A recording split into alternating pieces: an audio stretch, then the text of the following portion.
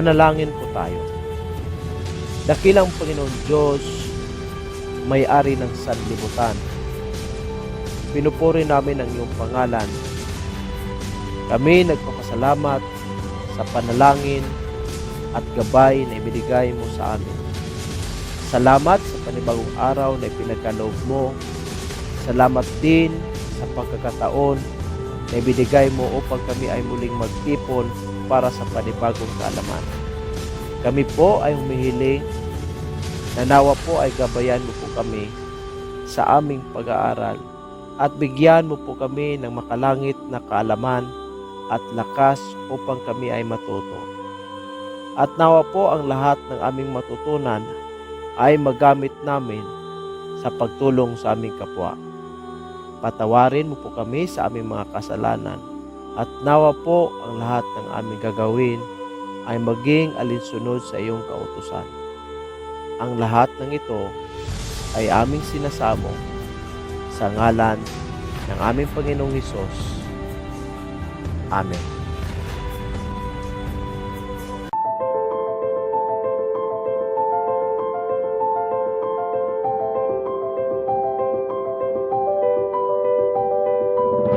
Good morning po sa lahat ng mga kadete nationwide from Luzon, Visayas, and Mindanao, sa lahat po ng professors, faculty, and staff in various criminology schools nationwide, sa lahat din po ng mga reviewees, review lecturers, mga estudyante natin from first year up to fourth year, mga registered criminologists who are listening right now, good morning, good morning, good morning, and welcome po sa Bicueno. Ang Bicueno po ay isang platform po sa YouTube na nagbibigay po ng libre, comprehensive, and TOS-based na po na mga discussions. The subject po for review this morning is about traffic management and accident investigation. Isa po itong subject under the major area na CDI. Okay, so talakayin po natin, himay-himayin po natin ang lahat ng topics po sa subject na ito. Okay? But before anything else, sa custom mga kadete, mga sir and mga ma'am, kindly allow me po, give me 1 minute to promote again yung Bicueno Review Materials. Isa po itong libro comprising 2 chapters. Unang chapter po, consisting of review materials, naka-arrange na po yan per major area. Ina-update po natin yan every month. So, lahat po ng topics updated and TOS aligned na po lahat. Sa chapter 2, makikita nyo po ang question and answer portion. Q&A po yan. Ang mga tanong po natin are situational, at the same time taken po a compilation from the previous criminologist licensure examination. But my advice again, sa lahat po na nagre-review right now, concentrate on the review materials, particularly on every single subject, not the Q&A. Ang Q&A po, ang purpose niya is just to test your analytical skills, your thinking skills, at the same time yung stock knowledge po, kung may nakuha ba tayo, yung foundation po natin. But again, yung full concentration natin, ilagay natin sa review materials ha. Sa lahat din po ng mga professors, academicians, mga review lecturers, pag medyo kapos tayo sa oras, available po ang PowerPoint presentation. Editable po yan. The moment you avail for it, you can make it as your own. Okay? Sa lahat po ng mga ma'am and sir dyan, editable po ang PowerPoint presentation natin. The moment you receive it, make it as your own. You can revise some portions of it. You can add para at least mas maging maganda pa din po ang dating ng PowerPoint presentation. PDF copy na review materials are also available. Andyan po yung pangalan ko sa video description. Kindly take a look at it. And send me po a personal message in Facebook para we can agree po on the mode of shipment, pag soft copy, saan ko po ipapadala. At the same time, yung transaction po natin as yung payment po. Minimal lang naman po yung payment. Alright? Without further ado mga kadete, mga ma'am and sir, ang subject again, traffic management and accident investigation with driving po ito. But we will not focus on driving. Ang driving naman po, hindi yan kasali sa hindi yan kasali sa TOS. Yun lang po, traffic management and accident investigation. Dito po tayo mag-concentrate. Unang-una mga kadete, intindihin muna natin uli ang definition ng word ng traffic. Pag traffic, ibig sabihin dyan, movement. Okay? traffic, movement. So pag nakalagay heavy traffic, ibig sabihin, heavy movement. Masyadong congested. Okay? So traffic is in consonance, synonymous with the word movement. Ang movement po, it could be movement of goods, or movement ng mga tao, or movement ng mga vehicles. Whether the vehicles are powered by combustion or animal drawn, kahit animal ang ang animal has been used in the movement of goods, kasali din po yan sa traffic. Pag combustion, ibig sabihin, gumagamit yan ng gasolina, gumagamit yan ng fuel. Pwede din po, as long as movement, mga kadete, enclose yan sa definition ng traffic. Okay? Ang movement po is from one place to another for the purpose of safe travel. As to the etymology po sa word na traffic, ang traffic po ay nanggaling mismo sa Greco-Roman na word na traffico. Ay, ibig sabihin dyan, movement pa din, more movement of people. Sa Greco po, ang Greek originally called yung sistema ng movement as trafrega. I don't know if that's the correct pronunciation. Trafrega. Okay, ang sistema sa movement, trafrega, according to the Greek. Yung trafrega po is drawn after the early horse-drawn chariot with spoked wheels. So yun po ang definition ng traffic natin. Punta muna tayo sa various ancient modes of transportation nung araw. Ano ba ang ginagamit as mode of transportation? Una, manpower. Ibig sabihin nito, ang mga tao mismo, sila yung maghahakot, sila yung mag-carry, magdala ng kanilang mga produkto from one place to the other. They might be using a carrying pole, a sled, a backload, a trampoline nung una. Especially yung mga tao from the bukid, yung mga kapatiran po natin na nasa bukid, when they carry their load, gumagamit po sila ng minsan backload or trampoline. Especially if the location is not accessible by motor vehicles. Okay?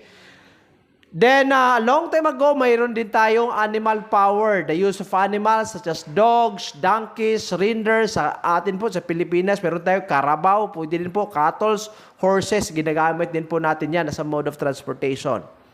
Then, dumating itong wind power, the invention of boats, ships, which are powered by the wind. Then, as to the roads and vehicle history, mga kadete ha, allow me to go first on the historical perspective. Sa TOS po hindi ito nakalagay, but I'd like to start with this muna para at least we can have an overview of traffic. We can understand where traffic really comes from. Okay? Ang wheel was invented in Western Asia. Ang wheel po is known as one of the man's great inventions. Ang Romano were the major road builders in the ancient world. Take note of it, ha? Ang mga Romano po, sila po ang major road builders, hindi po Chinese. Roman road networks reach a total of about 50,000 miles or 80,000 kilometers. As to the canals, a body of water used to be channel of sea transportation. Di ba? May Suez Canal tayo. The first canal was constructed by engineer James Brandley. Railways naman, channel of transportation wherein a parallel line of irons were used as roads. The first railroad is the Stockton and Darlington line. Can you take note of it, ha? 1925, Stockton and Darlington line. Yan po ang ginagamit. Daanan ng train yan, railways, 1925. Sunod, ang nag-imbento po sa isang machine, isang engine, internal combustion engine po, tinatawag itong Otto cycle engine. Okay, in recognition of his family name, ang nag-imbento po nito si Nicolaus Otto. Sunod, si Gottlieb Daimler. He was the person who first invented a motorcycle in 1885. Take note mga kadete ha, ang pangalan po na ito. Gottlieb Daimler, siya po ang nag-imbento sa motorcycle, 1885, ang una po. Late became a successful automobile manufacturer. Nagiging automobile manufacturer siya later. Then, we also have Ferdinand Verbest. He was the person who built the first steam-powered vehicle in 1672. It was a small-scale toy for the Chinese emperor. Isang parang laruan lang po. Powered by steam. O siya po na-imbento dyan. Then, sikat ito sa traffic, si Montgolfier, yung mga Montgolfier brothers. Sila po ang nag-imbento ng balon. Yung balon pong lumilipad. And it can also be used as a mode of transportation. Invented the first balloon constructed of linen and inflated with hot air. It could travel 9,000 yards and remain in the air for 20 minutes. Montgolfier. Okay? Sunod, Orville and Wilbur Wright brothers. First built the biplane kite, then over 200 different wing types, which they tested and was able to successfully flew in North Carolina in 1903. So, ang contribution po nila, biplane kite. Okay? Biplane kite. Saranggola. Sunod, Alberto Santos Dumont, one of the pioneers of lighter-than-air craft. He invented several airships in 1901, made 30-minute tip flight between Street Louis and the Eiffel Tower. Ayan po ang contribution na Alberto Santos Dumont. Sunod, si Captain Charles Linder made the first solo flight from New York to Paris in 1927 in a plane especially built for the flight, the Spirit of St. Louis. Okay? So, ang ginamit niya po is yung Spirit of St. Louis. Siya po ang pinakauna, nag-solo flight po siya from New York to Paris in 1927. Then we have Otto Lilienthal, German inventor po, who also made studies on the flight of birds. In 1891, he made the first glider flights, which had profound influence on the development of aviation. So ito si Otto Lilienthal, ang contribution niya po is more on studying the flight of the birds, na may great impact po ito sa paggawa po ng glider flights at the same time development of aviation. Another inventor po na sikat, itong si Rudolf Diesel. Siya po ang nag-imbento sa isang engine po na gumagamit po ng diesel fuel. Okay? Ang diesel fuel po is a kind of a liquid fuel. Different po siya sa kerosene at saka yung sa gasoline. So, siya po ang nag-imbento dyan, Rudolf Diesel. Sunod, as to the development of traffic signs, una si J.P. Knight. Ano ba ang contribution ni J.P. Knight? A railway engineer who first installed traffic lights outside the British Houses of Parliament in London in the year 1868. It had arms and red and green gas lamps for night use. Unfortunately, it exploded in 1869, enduring the policeman operator. So ano po ba ang pinakaunang color na ginagamit niya? Red and green. Red that will symbolize as stop, green that will symbolize as go. Kailan po ito nangyari? 1868, pero hindi po siya medyo successful kasi nga po, it exploded. Ginagamit po yan noong 1869 during nighttime. Next, Lester Wire, a policeman who first invented the first red-green electric traffic light. O siya po ang pinaka-unang tao that was credited po to invent the first red and green electric traffic light. Then the Americans, the modern electric traffic lights is an American invention. Take note yung modern invention po ng mga Amerikano is yung moderno po na traffic lights po natin, yung red, yung green, at saka yung yellow. The first traffic signal system only comprised colors red and green and buzzer. Okay? Take note dalawang colors lang po ang ginamit nung araw. Okay? Sunod. Bakit po ba may traffic congestion tayo, especially sa Pilipinas? Ano ba ang mga causes nito? Ito lumabas ito, 2018, Criminologist Licensure Examination po. May apat po tayong major causes. Bakit po may traffic congestion tayo? Una, kulang physical inadequacy. From the word inadequacy, may kulang. Kulang yung roads natin, yung bridges po natin, traffic facilities, medyo kulang. Okay na lang, ngayon po may road widening, especially in Negros Oriental. Sa mga taga Luzon at saka yung Mindanao, pag makapunta po kayo ng Negros Oriental, napakalapad po ng daanan po namin. Yung roadways po na napakalapad. Good for Negros Oriental. Congratulations to the politicians po ang DPWH sa Negros Oriental. But in some other chartered cities, let's say for example, if I will travel from Negros to Cebu, napakaliit po ng daanan. And it can cost, especially if it is an industrialized city, maliit yung daanan, kulang yung daanan, marami ang sasakyan that will traverse on the highway, ang resulta dyan, congestion. Inadequacy, may kulang. Sunod, poor control measures, ineffective mechanical control devices, ineffective and inefficient traffic officers, kasali dyan. Yung mga officers na hindi epektibo sa kanilang tungkulin, yung nagpapugi points lang sa daanan. Poor implementation of traffic laws. May nakalagay nga dito sa Pilipinas na ba common especially in cities. Sa Negros Oriental, in Dumaguete City, andyan yung malalaking sign dyan. No parking. Pero itong kamuting driver ang ginawa, doon pa magparking. Mismo sa harap ng no parking sign. Marami yan sa Dumaguete City. Okay? Poor implementation of traffic laws. Kasali ito sa poor control measures. Hindi epektibo. Pangatlo, human errors. Ito, poor driving habits. Yan, dyan, nakalagay yung kamote drivers. Pedestrian mistakes, yung mga jaywalkers.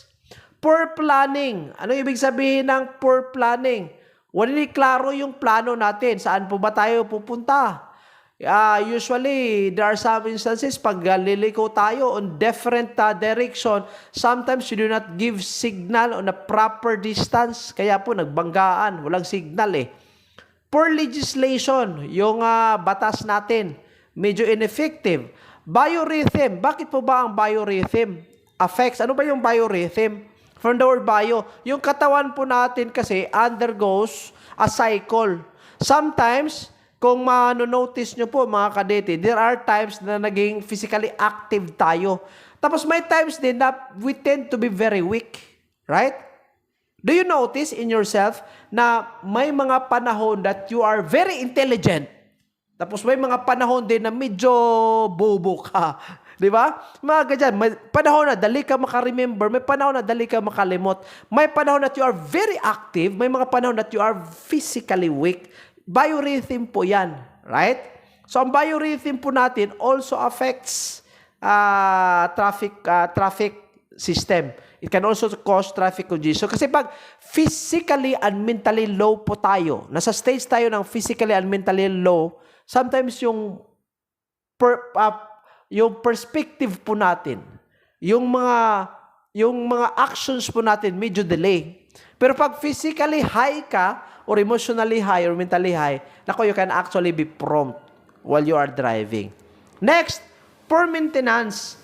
Unrepaired and cracks on road, pavement, damaged lights. Wala tayong problema dyan. Yung unrepaired and cracks on road pavement. Wala problema yan. Sa Pilipinas na ba common Hindi pa nga hindi pa nga nag-crack. Wala pa nga damage yung road. Nire-repair na Di ba sa Pilipinas? Welcome to the Philippines. Ang roadways natin, wala pa nga cracks. Ginigiba na yan. Nire-repair na. Samantala yung mga roadways natin papuntang bukid, walang maintenance. Damaged lights, inappropriate budget. Okay? Poor maintenance po. Yan po ang 4 na mga causes of traffic congestion. Now mga kadete, i-memorize nyo po ang pillars of traffic. Ito, TOS po, nakalagay yan. 5 pillars of traffic. 5 pillars of traffic. Okay? Hindi po ito 5 pillars of CGS. 5 pillars of traffic, tinatawag po siyang the 5 E's of traffic. Una, engineering. Pangalawa, education. Pangatlo, enforcement. Pang-4 is ecology. Ang pang-5 po, which is bago, is economy. Alright? Unahin po natin traffic engineering. Okay? Pillars of traffic tayo Una, engineering. Basahin natin ang definition ng engineering.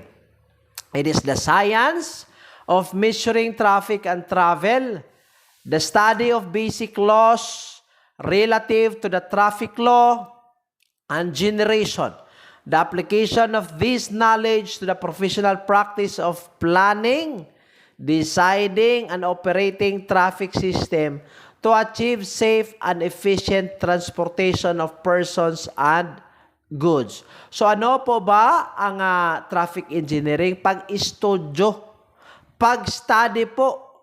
Ano yung i-estudyohan natin? Una yung mga basic laws. At the same time, mini-measure niya yung traffic and travel. Ibig sabihin yung movement from one place to the other. And then, ang mga knowledge na nakukuha po sa pag-studio sa mga batas, at the same time, sa pag-studio sa traffic and travel time from one place to the other, ginagamit po siya para po makapagplano ng maayos, makapag-decide ng maayos, makapag-operate ng maayos na traffic system. Okay? Kasi pag maayos po yung traffic system natin, o di ma-achieve natin yung pinaka-safe and efficient transportation ng persons and goods. Kasali na dyan yung slope, yung steepness ng roadway, ang width ng roadways. Kasali na dyan yung mga markings. Okay? Kasali dyan sa definition ng traffic engineering. Ang pag-construct po is basically under traffic engineering. Okay? So ano ba ang maahin siya under traffic engineering? Una, ang lead agency po dito is yung Department of Public Works and Highways. Okay? It has the responsibility on determining traffic laws. Draw origin and this. So, ibig sabihin ng has responsibility on determining traffic laws. Saan ka maglagay ngayon ng regulated sign? Na no parking sign, no overtaking, yung mga ganyan. Right? Warning signs, slippery road. Okay, it's basically part of the DPWH responsibility. Draw origin and destination, as well as in charge with planning and approving funds for construction of national roads and the maintenance and the repair of roads. Ang problema kasi dito mga kadete, ang main jurisdiction kasi ng DPWH o national road lang. Pag barangay road yan at saka municipal road or provincial road, hindi po yan hawak ng DPWH. Yan ang problema dito. Kaya makikita po natin sa Pilipinas, yung mga daanan po, papuntang bukid po, medyo not properly maintained. Kasi po, kulang-kulang yung budget from local government units. Okay sana pag ang mga daanan na ito is under the jurisdiction of the DPWH. Ang DPWH lang kasi is more on the maintenance of national road. So pag classified as national road yan, is under jurisdiction po yan ng DPWH. Okay? Sunod, provincial government, it has same responsibility with DPWH but limited to traffic facilities in the municipalities within its jurisdiction. Yun po ang sabi ko kanina. So pag provincial road, provincial government ang may hawak yan. So hindi pwede makapag-encroach yung DPWH. Pag municipal road naman, it's under the municipal government. Okay? So pag barangay road, it's under the barangay. Sa chartered cities, limited to the network of streets and roads within the city jurisdiction lang din po. So yan po ang mga ahensya na under sa traffic engineering. Okay? Sunod na pilar, itong traffic education. Ano ang purpose ng education? It is the process of giving training and practice in the actual application of traffic safety knowledge. Basically, ano ang traffic education? Pagbibigay ng training, pagbibigay ng awareness, pagbibigay ng, let's say, orientation as to the actual application of traffic safety knowledge. So, sino yung magtuturo that you have to cross on the zebra line? Sino ang magtuturo that the maximum speed is this, the minimum speed is this? Sino magtuturo kung ano yung mga traffic laws, mga traffic regulations sa mga paaralan? It's basically under the pillar of the traffic education. Okay? So, ano ang mga institutions under this pillar? O na, mga eskwelahan na may responsibility of imparting knowledge concerning traffic safety, road courtesy, and most especially itong traffic behaviors in general. Daming kamutin drivers natin kulang-kulang sa education. Sunod, yung PIO or Public Information Office. Sila din po may responsibilidad sa pag-disseminate ng traffic information through newspaper, social media, and radio. Next, yung CSG natin or Citizen Support Groups. This composed of non-government organizations that can help in developing citizens' sense of responsibility and awareness on traffic. Kaya nga, I really admire on some fraternities, non-government organizations. Tumutulong po sila, gumagawa silang ng traffic awareness seminar, gumagawa nga sila ng mga traffic signs eh. Sila mismo gumagawa ng traffic signs to remind our motorists as to what should be the right mannerism while using the roadway. Yung mga ganyan. So, mga ahensya po that are involved under traffic education. Next is, the third pillar is traffic enforcement. Ang traffic enforcement naman is the action taken by the police. Hindi lang police, kasali dito yung mga TMO or traffic management or office. Lahat ng traffic aids may responsibility dyan sa traffic enforcement. The action taken by the police such as arresting, issuing traffic citation, a citation ticket, and providing warning to the erring driver for the purpose of deterring and discouraging and or preventing such violation. So, yung pag-issue ng traffic citation, yung pag-issue ng warning, yung pag-arresto mismo is under the pillar of traffic enforcement. Sino ba ang mga kasali dito ng mga ahensya? Una, itong Land Transportation Office. Yan po ang pinaka-lead agency. Ano ba responsibilidad ng LTO? Rehistro ng mga vehicles, rehistro ng driver's license, pati na yung sa conductor. Lisensya ng conductor, and coordination with the PNP as to stolen vehicles. Ano bang departamento ng PNP ang mag-handle ng stolen vehicles? Republic Act 6539, the anti-carnapping law. Sino ba mag-enforce dyan? Ide yung Highway Patrol Group, PNP HPG. Okay? So sa kanila yan. Next, legislative bodies responsible in the passing or the amendment of the laws. Kasali dito ang Sangguniang Bayan. Kasali din po dyan yung mga board members. As long as considered to be a legislative body, part yan ng legislative part siya ng traffic enforcement. This includes the Senate, Congress, and the city or municipal councils. Pangatlo, itong police traffic enforcement. This includes the MMDA, PNP TMJ, the PNP Traffic Management Group, Police Auxiliaries, and the LTO Flying Squad. Okay? Yun po ang mga ahensya under the third pillar. Ang pang-apat po is environment. Ang sa traffic environment is more on studying the potential disastrous population explosion, changes in the urban environment due to the scale and density of new urban concentration, and new activities carried out, air pollution, water pollution, and crowding, transport congestion which result therein. So, i-estudyohan ngayon yung society in general, yung population booming po natin, yung changes po ng urban environment from rural to urban, meaning highly populated na yan, then lahat ng mga bagong mga aktibidades na ginagawa, air pollution na resulta, water pollution, crowding, transport congestion which result therein. So, part po ito sa traffic environment. For short, ano po ba ang epekto ng traffic sa environment natin? It's under this pillar. Okay?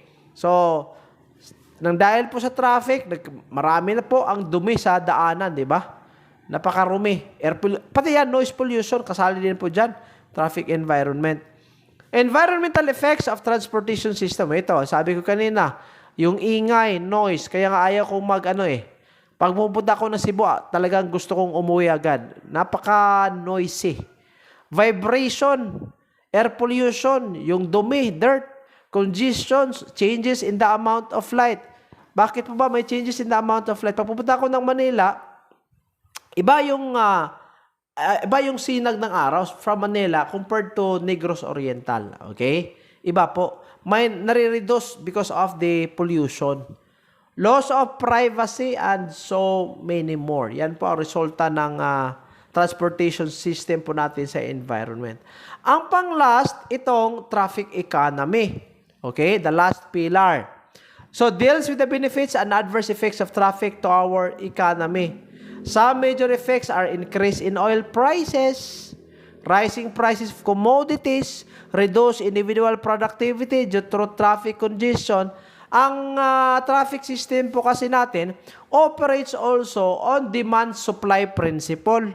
Yung universal economic principle na demand and supply, nag-ooperate yan sa ganyang prinsipyo. For example, nung araw nagpaka-pandemic, yung oil prices po dito sa amin po, bumaba up to 30 pesos per liter. Bakit po? Kasi pag marami po yung supply, kukunti yung demand, edi mag-reduce yung price. Pero pag marami po yung demand, if it's on the other way around, mas marami yung demand compared sa supply, ang liit ng supply, marami ang demand. Ano ang resulta? Nagtataasan yung gasolina. Pag nagtataasan yung gasolina, automatic may diretsong effect yan sa mga produkto. Kasi po, ang mga produkto natin, is transported because of combustion vehicles. Right? So, gumagamit ng gasolina. So, para makabawi, ang expenses sa gasolina will also be added on the general expenses. Kaya tumataas yung presyo po natin. Right? Then, yung productivity ng isang tao, minsan, na-minimize kasi po because of congestion. Imagine, if you will be traveling 1 kilometer, in Negros Oriental, pag 1 kilometer yan, you can only travel it for 1 minute maximum. Right? Basically, if you want to visit Negros Oriental, napakalapad po ng mga daanan. 1 kilometer, automatic. 1 minute lang yan. But if you will go to chartered cities, marireduce po yung productivity natin kasi po nakukuha po yung oras natin because of the traffic congestion. Okay, nababawasan. Minsan nga, 1 kilometer, naging 1 hour pa So, ito yung mga batas po natin. Mga batas po natin sa traffic. I want you to memorize this, mga kadete. Memorize nyo po ito. 4136, the Land Transportation Code of the Philippines. Lahat ng mga regulations po natin sa traffic, main regulations, dito po hinuhugot sa batas na ito. 6539, ito sabi ko kanina, Anti-Carnapping Law or Anti-Carnapping Act. Ano ba yung carnapping? Yung ninanakaw mo yung vehicle. Okay? Sa carnapping hindi kasali yan yung electric vehicle. Pag ang electric vehicle, mga kadete, sa mga reviewers right now na nakikinig, pag electric vehicle, ang ninakaw, hindi pasok yan sa theft or robbery. Hindi pasok yan sa carnapping. Kasi ang carnapping, motor vehicle. Ang motor vehicle, kailanganin gumamit yan ng gasolina o gumamit niya ng proseso ng combustion. Okay? Sunod, Republic Act 8749, Clean Air Act, Republic Act 7924, which created the MMDA or the Metropolitan Manila Development Authority. Yan, lumabas yan. Presidential Decree 612, requiring compulsory insurance for all types of motor vehicles. And then, PD 1686, imposing tax on vehicles having air condition. O yan po paki-memorize na lang po ng mga batas na yan. Okay? Sige, punta tayo sa definition ng motor vehicle. Ano ba ang motor vehicle based on the definition of the law under Republic Act 4136? Ang motor vehicle po is defined as any vehicle propelled by any power other than muscular power. I will stop in that word. Other than muscular power. Ibig sabihin ng other than muscular power, hindi kasali ang muscular power. Ano ibig sabihin ng muscular power? Yung gumamit ka ng lakas, human strength, to move objects from one place to the other. Okay? So, pag may pag may kariton ka, pinupush mo yung kariton. Ang kariton, can you consider it a motor vehicle? Hindi. Kasi ang kariton, gumamit yan ng human strength. Hindi siya kasali. So, dapat dito, propelled by any power. Any power. Okay? Sunod. But except, propelled by any power, hindi kasali ang muscular power na gumagamit ng public highways. Okay? Gumagamit ng public highways. Kailan magiging public ang highways? If it is used by the general people. If the road is basically owned by the government. Pero if the road is owned by the private individual, hindi siya public highway. Pero, hindi din po kasali dito sa definition ng motor vehicle, Take note, maraming instructors dyan, nagkamali dito, Win word for word, nagkamali, Excepting road rollers, trolley cars, street sweepers, sprinklers, lawn mowers, blah, blah, blah, blah. Hindi kasali. Pati na yung cranes. Hindi kasali ha sa definition ng motor vehicles. If not used on public highways. Ang catch up dito, ganito. Magiging hindi siya kasali pag hindi ito gumagamit ng public highways. Ang mga cranes, amphibian trucks, lawn mowers, hindi po siya magiging motor vehicle. Vehicles which run only on rail or tracks and tractors, hindi din po kasali. Trailers and traction engines of all kinds used exclusively for agricultural purposes. So, hindi po yan kasali ha ang sa definition under the motor vehicle. Okay? So, again, ang motor vehicle, ito po ang mga engines, mga vehicles na gumagamit po ng any power. Ang power po na ginagamit dito should be yung tinatawag nating combustion, yung nag-undergo ng combustion. Ano ba ibig sabihin ng combustion? Yung pagsunog in Tagalog. Bakit nag-undergo siya ng pagsunog? Di ba may gasolina po tayo? In a very simple explanation. Sa gasolina po, dadaan po siya sa piston. A drop of the gasoline will undergo sa piston po. Di ba may starter tayo, may battery tayo? Kasi pag may battery tayo, ang battery to po will provide electricity para masunog po yung gasolina. Pag nasunog po yung gasolina sa piston, ang piston po will provide movement on the wheels.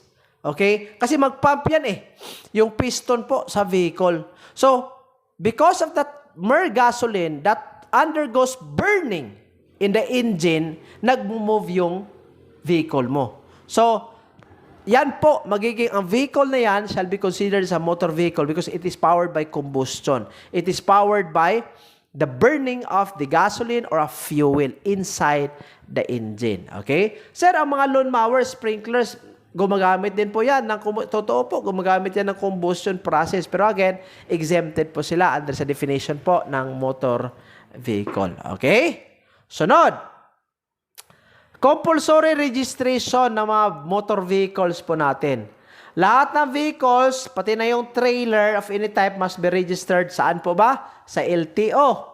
In the registration of motor vehicles not renewed on or before the date fixed by the LTO shall become delinquent and invalid. Ibig sabihin dyan, pag August 25, ang renewal mo, hindi ka nakapag-renew, pagka August 26, automatic invalid na po yan. Okay? Sunod. Ang pagrehistro po ng vehicles po natin, na-classify po siya sa 4 na classification. Una, private. Pangalawa, for hire. Pangatlo, government. At saka yung pang-4, diplomatic. Okay, ano bang pagkakaiba sa 4? Ang private, ito yung mga motor vehicles which is not for hire. Okay? Hindi pa siya not for hire. So, ibig sabihin, private vehicle siya. Ang pangalawa po is yung tinatawag nating for hire. Okay? For hire or public vehicle. Ito po yung motor vehicles registered under this classification are discovered by the certificates of public convenience or special permits issued by the Board of Transportation and shall be subject to the provisions of the Public Service Act and the rules and regulations issued thereunder as well as the provisions of this Act. So ito po yung mga public vehicles yung mga passenger vehicle, mga taxi, buses, yun po, na regulated din po ang kanilang pag-ooperate. At the same time, under sila sa provisions ng Public Service Act. Sa Public Service Act kasi, for example, pag ikaw yung driver or conductor dyan, pag ang isang passenger po, pumupunta sa'yo to embark on your vehicle, tapos nagdala siya ng luggage, ikaw na conductor at driver, you have the responsibility for the safety and security of that luggage. So parang kasali po yan sa Public Service Act. At the same time, yung security ng passenger mo, ikaw yung may responsibility dyan. Alright? The next one, the third classification is government vehicle. Ito yung mga motor vehicles na owned by the government of the Philippines or any of its political subdivisions and shall be registered under this classification. Okay? The other one, the last one is diplomatic. Ang diplomatic, ito po yung motor vehicles owned by foreign governments or by their duly accredited diplomatic officers in the Philippines and used in the discharge of their official duties. Dito ang mga accredited diplomatic officers po sa Pilipinas. Alright? So tourists bringing their own motor vehicles to the Philippines may, however, without registering such motor vehicles, use the same during but not after 90 days of their sojourn. Ano ibig sabihin sojourn?